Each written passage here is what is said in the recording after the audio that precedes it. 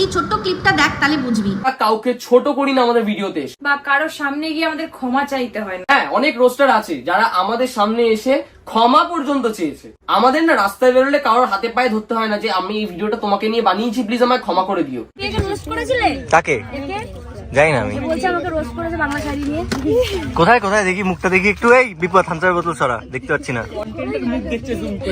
ও আচ্ছা, হতে পারে, হ্যাঁ ওই জন্য মুখটা চেনা চেনা লাগছে। তারপর দেখালে মিলিয়ন ভিউজ, ওই জন্য তোমার একটা থাম্বনেল রাখবো, ভিতরে ইট তোলাটা থাম্বনেলে রাখবো। এখানে কিন্তু পরিষ্কার বললো যে এরকম অনেক রোস্টার দেখেছি যারা কিনা রোস্টিং করে আবার ক্ষমা চেয়ে নিয়েছে। তোর কি মনে হয় এটা কাকে বলতে চেয়েছে? এটা অ্যাকচুয়ালি তোকে বলতে চেয়েছে, কারণ এরকম তুই জেফারকে ডান সার বলে আবার তার জন্মদিনের অনুষ্ঠানে গিয়ে পাত পেরে খেয়ে বুঝিয়ে দিয়েছিস যে আমি রোস্ট করি, ক্ষমা চাই, আবার তাদের সাথে সম্পর্ক ভালো করে নিই, তাদের সাথে ঘুরি বেড়াই, ঠিক আছে?